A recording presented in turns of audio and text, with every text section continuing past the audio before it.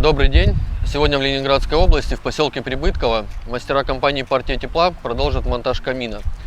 За время ожидания дымохода специалистами была подготовлена лестница для доступа на кровлю, а также проведены некоторые подготовительные работы внутри дома. Пройдемте.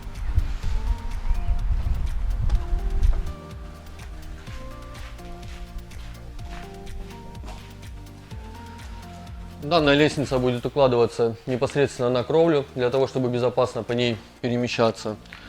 Мастерами она была перемотана вот такой вот изоляцией, для того, чтобы не поцарапать кровлю и никак ее не повредить. В качестве дымоудаляющей магистрали у нас будет использоваться керамическая одноходовая система Шедель. К дымоходу будет подключаться стальная топка Остов. Данная модель у нас футирована 3D панелями. У нас есть обзоры на канале на эту топку. В принципе, мастера будут давать свои комментарии по ходу монтажа.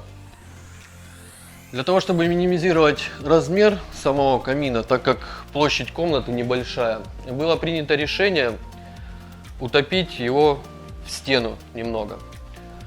Мастерами уже выполнена противопожарная стенка. Также выложено основание для дымоудаляющей магистрали. И так как у нас здесь теплый пол, также сделан фундамент небольшой для топки, для того, чтобы можно было крепиться, не боясь повредить теплый пол. Мастера уже выполнили проход перекрытия первого этажа.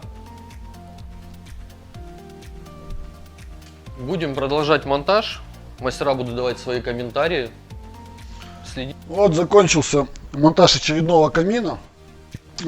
Здесь использована топка фирмы Остов. Это отечественный производитель. В данном случае это топка 800 серии. Достаточно большая. То есть у меня огромная топочная камера. Любые дрова могут туда использоваться. Поэтому очень удобно. Не надо калибровать, пилить, точить там и так далее. Внутри эта топка футирована 3D панелями металлическими. То есть мало того, что этой топки и так двойной корпус, то есть воздух проходит в полостях между стенками и подается вот отсюда сверху вниз на горение. Такое горение называется подовым. Соответственно, у нас между 3D панелями и внутренним корпусом топки тоже есть воздушный зазор, который позволяет избежать перегрева именно самого корпуса. Очень хорошо смотрятся вот эти черные панели, потому что на них не видны кляксы от копоти, то есть очень чистенько топка смотрится, то есть на белых все-таки пятнами покрываются. Очень хороший ход дверцы, ручка удобная, то есть в отличие от многих топок, у которых там какой-то съемный механизм, то есть очень удобно. И абсолютно простая регулировка, то есть один поворотный механизм регулирует подачу воздуха на горение, соответственно, там с кучей задвижек не надо прыгать, все достаточно удобно.